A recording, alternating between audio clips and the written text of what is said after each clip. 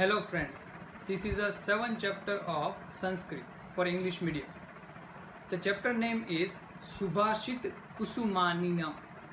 सुभाषित का मतलब होता है गुड सेइंग एंड कुसुमानी का मतलब होता है flower, the flower of good saying. इस चैप्टर में हमें 7 जो सुभाषित है उसको स्टडी करना है।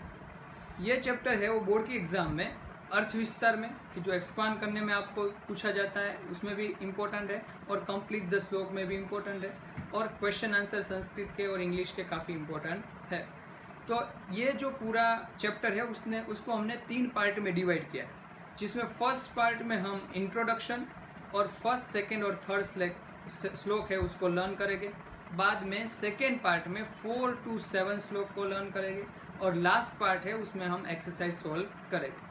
तो इंट्रोडक्शन हम स्टार्ट करते हैं। सुष्ठु भाषित सुभाषितम, that which is said well is subhashit, मतलब कि अच्छी तरीके से जिसको बोला जाता है उसको बोला जाता है सुभाषित। Inexhaustible treasure of epigrams is found in Sanskrit. Inexhaustible मतलब कि कभी खत्म ना होने वाला, ट्रेजर मतलब कि खजाना सुभाषित का संस्कृत लैंग्वेज में देखने को मिलता है।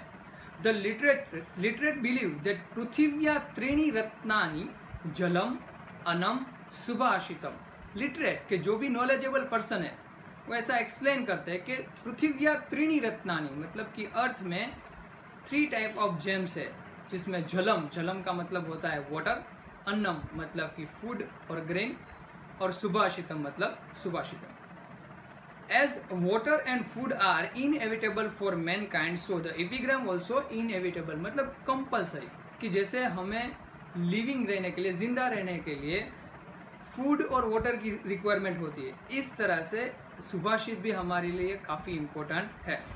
Sanskrit epigrams introduce not only Indian culture और the people but they also introduce human culture, कि मतलब कि यहाँ पे जो 7 श्लोक हमें दिए गए वो सिर्फ इंडिया के लोग को अप्लाई होते हो या इंडियन कल्चर के बारे में ही बताते हो, ऐसा नहीं है, पूरे वर्ल्ड को और अप्लाई होते हैं।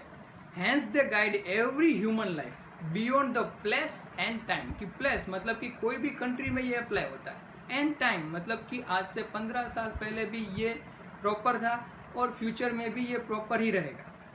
It is undertaking to establish values in human life, कि ये श्लोक क्यों बनाए जाते हैं कि वैल्यूज की मूल्य ह्यूमन लाइफ में सभी प्रॉपरली फॉलो करें।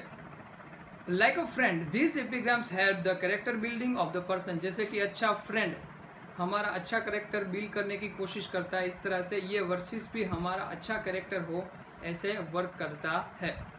These epigrams also supply beautiful illustration of the fact that how can man experience happiness and joy by following the things which are worthy to be a grasp in a life, कि यहाँ पे दिखा गया कि अगर इंसान को खुश रहना है, हैप्पीनेस चाहिए, तो कौन सी चीज़ को फॉलो करनी है। It is a special features of epigram to convey the ocean of wisdom in a small vessel, कि जैसे गुजराती में एक प्रोवर्ब है, गागर में सागर, तो मतलब कि यहाँ पे भी संस्कृत में भी छोटे श्लोक से हमें काफ़ी बड़ी जो वैल्यूज है वो सिखाई जाती है।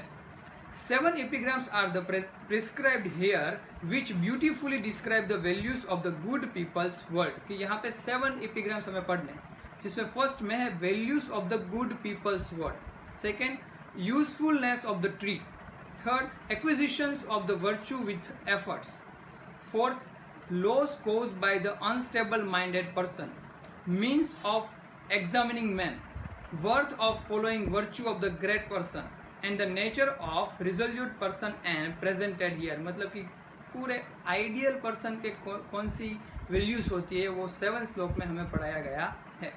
With the view of impart the moral values, good qualities of the life skill, students who is citizen of the tomorrow has Subhashitam are prescribe here, कि 10th स्टैंडर्ड में ये चैप्टर रखने का मेन रीज़न क्या है कि अभी जो 10th स्टैंडर्ड में जो भी पर्सन है दैट फ्यूचर में वो आइडियल सिटीजन बनने वाले, तो अभी से ही अगर उसके अंदर ये वैल्यूज होगी तो हमारे कंट्री के लिए, सोसाइटी के लिए अच्छा होने वाला है। Now we see the first श्लोक, जैसे हम संस्कृत में करते हैं इस तरह से पहले श्लोक के जो पार्ट है उसको समझ लेते हैं। तो फर्स्ट पार्ट में, फर्स्ट लाइन में अगर फर्स्ट पार्ट को देखें तो शब्दस्तु, शब्दस्तु का मतलब होता है गुड पर्सन। लिलिया का मतलब होता है कैजुअली, ऐसे ही। प्रोक्तम मतलब स्पीक। शिला लिखित अक्षर, there words is like written on the. शिला का मतलब होता है स्टोन। फिर से शब्दस्ती का मतलब होता है गुड पर्सन। लिलिया प्रोक्तम स्पीक कैजुअली। शिला लिखित अक्षरम, their words is like a return on the stone. उसका मतलब क्या होता है कि एक बार कोई भी अच्छा पर्सन बोलता है तो कुछ भी करके उसको फुलफिल करता है, उसमें कभी वो अपने आप को जो भी वर्ड्स है उसको चेंज करता नहीं। तो पूरी लाइन को अगर हम समझे, शब्दस्ति लिलिया प्रोक्तम, गुड पर्सन स्पीक कैजुअली, शिला लिखित अक्षरम, their words like written on the stone. दूसरी लाइन देखते, अशब्दी। शब्दी का मतलब होता है गुड पर्सन, तो अशब्दी का मतलब होता है बैड पर्सन या फिर वीक्ड पर्सन। अशब्दी शपथे नापी, बाय टेकिंग वो, शपथ, शपथ का मतलब होता है वो और ओथ। जले लिखित अक्षरम, their words is like written on the surface of water. तो पूरे श्लोक को एक साथ समझते, शब्दस्ति लिलिया प्रोक्तम, if good person speak casually, शिला लिखित अक्षरम, their words like written on the stone. अशब्दी सपेथे नापी means bad person speak by taking oath. जले लिखित अक्षरम, their words is like written on the surface of water। क्या हमें पता है कि surface of water में आप कुछ भी लिखने की कोशिश करोगे, another moment only वो चला जाता है। तो weak person होते हैं, बुरे इंसान होते हैं, वो ऐसे होते हैं कि भी वो अपनी बात को बार बार चेंज करते रहते हैं। तो यहाँ पे हमारा फर्स्ट श्लोक खत्म होता है। सेकेंड श्लोक है वो अर्थ विस्तार में भी काफ़ी इम्पोर्टेंट है, जिसमें ट्री का इम्पोर्टेंस दिखाया गया है। तो पहले उसको पार्ट में समझते हैं। सेवितव्यो, सेवितव्यो का मतलब होता है प्रोटेक्टेड और शुड बी सर्व्ड। महावृक्ष, महावृक्ष का मतलब होता है द ग्रेट ट्री। फल छाया, फल का मतलब होता है फ्रूट, छाया का मतलब होता है शेडो। समन्वित विथ, तो उसका ट्रांसलेशन आपको महावृक्ष से स्टार्ट करना है। तो महावृक्ष मतलब द ग्रेट ट्री। फल छाया समन्वित with fruit and shadow, the great tree with fruit and shadow. सेवितव्यो शुड बी प्रोटेक्टेड या फिर शुड बी सर्व्ड। यदि, सेकेंड लाइन देखे तो, यदि, इफ देवात फल नास्ति, देवात फल नास्ति मतलब fruit is not there, possible है कि अगर फ्रूट नहीं है।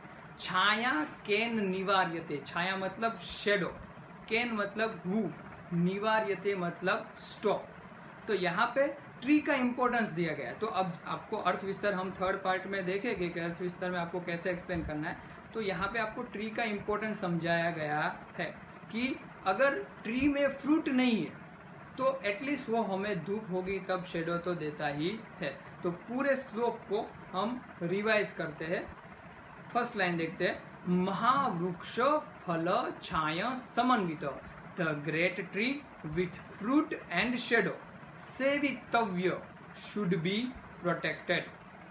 यदि देवात फल नास्ति, if fruit is not there, छाया कैन निवार्यते, who able to stop the shadow. Now we see the shloka number 3। यहाँ पे वर्च्यू और वाइसिस मतलब गुण और दोष के बारे में इंपॉर्टेंस समझाया गया है कि भाई गुण, वर्च्यू कैसे आइडियल इंसान बनने के लिए हम ले सकते हैं और वाइसिस के बारे में क्या है देखते हैं। तो पहले पार्ट में जैसे समझते हैं, फर्स्ट लाइन समझते हैं। आरोप्यते, आरोप्यते का मतलब होता है प्लेस्ड, रखना। शिला, शिला का मतलब होता है बिग स्टोन। शैले, शैले का मतलब होता है माउंटेन। यत्नने, यत्नने का मतलब होता है एफर्ट। महता मतलब बहुत ज्यादा, सो मच। यथा, यथा सबसे पहले आता है, यथा का मतलब होता है एज। एज, यथा पहले सब आपको ट्रांसलेशन मिल रहा है एज आरोप्यते शिलाशिले to place the big stone on mountain यत्न ने महता सो मच एफर्ट रिक्वायर, कि बड़े स्टोन है उसको अगर आपको माउंटेन पे रखना है तो आपको सो मच हार्डवर्क की जरूरत पड़ती है। तो यथा आरोप्यते शिलाशिले यत्न ने महता, if you want to place the big stone on mountain so much effort is required. निपात्यते to fell it क्षणेनादः, क्षणेनाद का मतलब होता है इन अ मोमेंट, कि अगर आपको उसको गिराना है तो एक सेकेंड में ही वो गिर जाता है। निपात्यते क्षणेनादः। तथात्मा गुण दोषाय, तथा आत्मा, तथा का यथा और तथा दोनों के साथ है कि यथा का मतलब होता है एज और तथा का मतलब होता है सेम वे, मतलब like that in a same way. आत्मा, आत्मा का मतलब होता है सोल।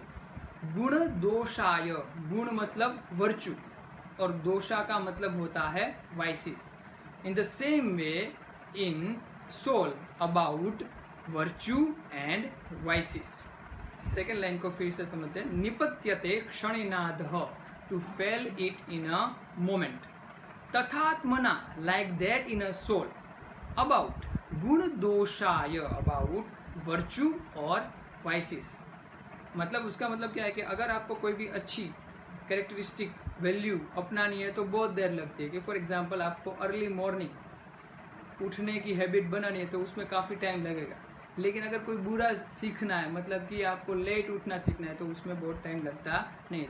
तो फर्स्ट पार्ट में हमें इंट्रोडक्शन, फर्स्ट श्लोक, सेकेंड श्लोक और थर्ड श्लोक को देखा। Thank you.